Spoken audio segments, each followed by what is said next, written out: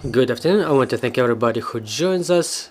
Ukraine Media Center Ukrinform continues its operation today, and I'm happy to see everybody who joins us both online and in this studio.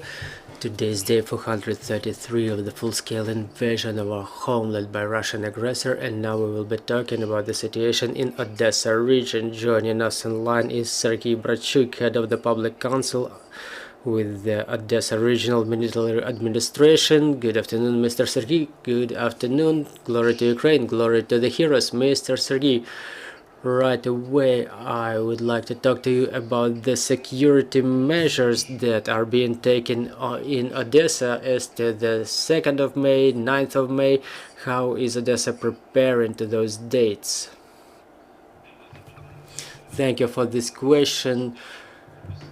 I would like to say that this night passed without air raid alerts. Everything is 450. The critical infrastructure keeps operating under the martial law. The situation in Odesa region and the city of Odesa is under full control. What about your question about the 2nd of May? The law and order is being provided by the national police in the center of the city, along with the other defense forces units, and the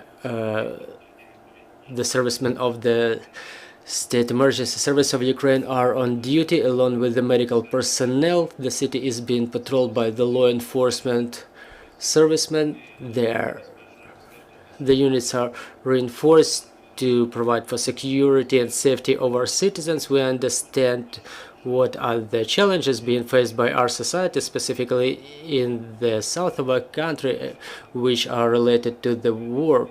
As to the Kulikovo Polo, the place of events, the fight for Ukrainian Odesa that was going on the 2nd of May 2014, there are special checkposts installed, and people can get there only using their documents, their IDs.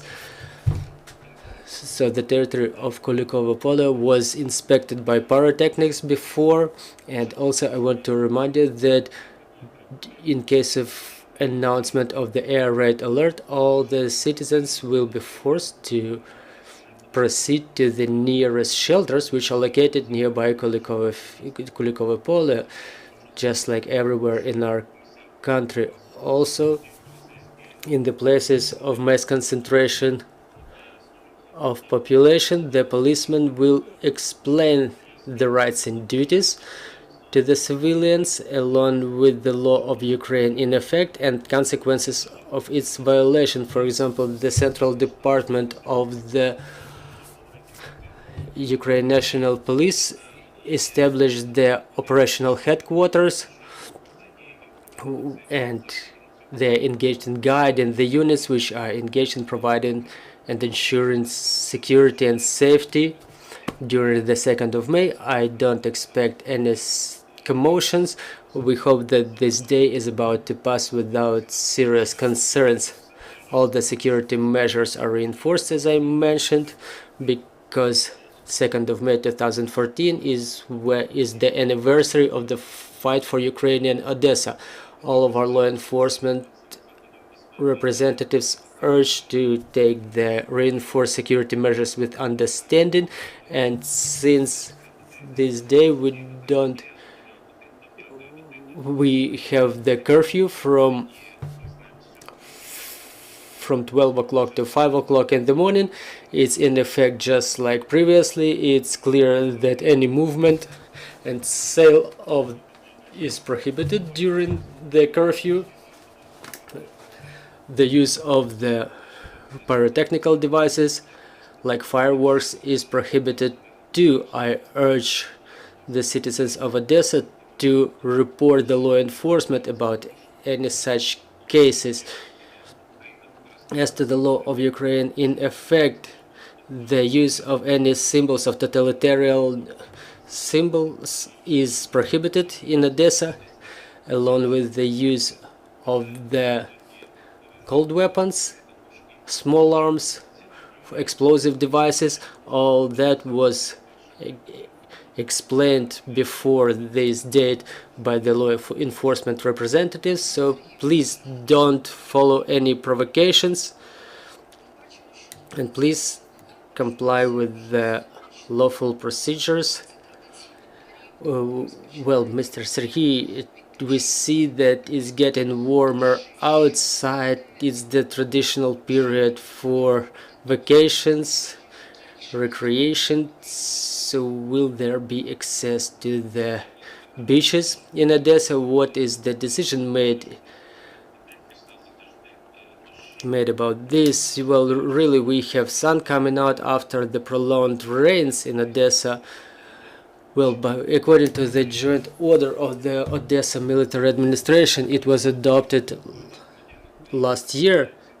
So this order prohibits any entrance by any people to the beach zones, bays, harbors along the shore of the Black Sea in Odesa region. Once again, it's a joint order of the military administration and military command adopted last year, so this order is still in effect.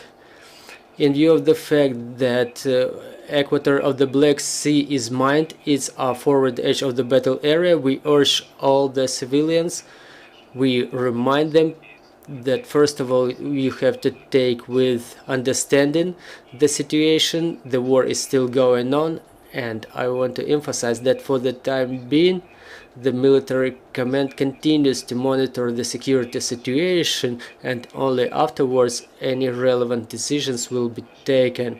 Also, our military expect the municipality of Odesa to issue proposals as to the organizing the recreation in such locations as they were mentioned above. There will be proposals and there will be relevant decision taken in this regard. The situation is like this today. I urge everybody using this opportunity, don't go out on the beaches, don't swim in the sea because it is dangerous. Take care of yourself and your closest ones. So for the time being, the beaches of Odesa are closed for recreation. Yes, as I said, there is the law, which there is an order which is still in effect. Well, I cannot help but asking about the operation of the grain deal. Was the situation in the ports of Odesa? Well, we know that Russian Federation sabotages the operation of the Great Deal and the operation of Turkey and the work of Turkey, United Nations and Ukraine, who take a lot of efforts to resume the operation of the Grain Deal in full. As of yesterday, there were no single movements. There are several vessels which are about to be loaded in the ports of Odesa, Pivdeny and Chernomorsk for today. The exit of a number of vessels is planned. The situation is being monitored. We track the operation of the Joint Coordination Center. You know, the line in the Strait of Bosphorus is building up right now, and we only dream for the grain deal to continue operating in full, but we will have to take more efforts to make it happen. It's not fully blocked, regardless of the attempts of aggressor state to obstacle the operation of the grain deal. Well, one of the vessels, for example, which was not able to leave the port of Odesa, it was operating under WFP program, which emphasizes the humanitarian nature of the grain initiative. Thank you, sir. We have questions on the floor. Thank you. Could you please tell us, there were a lot of criminal cases initiated as a consequence of those events of the 2nd of May 2014. Are those cases finalized and were the guilty ones punished? Well, I see that the attitude of the denizens of Odesa changed towards Russia, because it's no secret to us that it became more pro-Ukrainian. There were a lot of Russian narratives circulating in Odesa. So to what extent have people changed their attitude to Russia? Thank you for this question. Answering to the first part of your question, the cases are not yet finalized, because some of the persons, they fled after those events and they are currently in Russian Federation.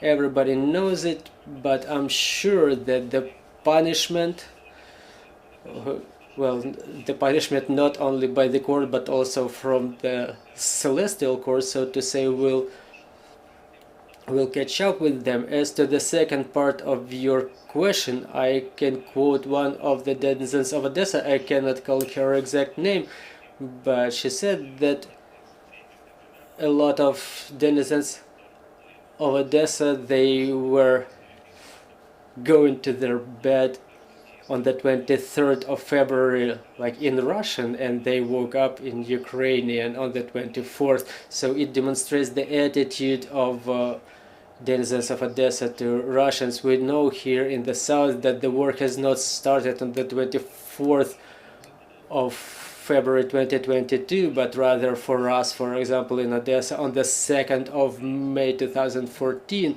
As I mentioned, it was the fight for Ukrainian Odessa which resulted in some tragic consequences, and Russia, as the aggressor state, was instigating that conflict, and they will be brought to liability for that as well. For us, the denizens of Odessa is clearly understood. Moreover, I will give you another example. In the beginning of the March last year, in one of the Russian propaganda channels, there was a statement that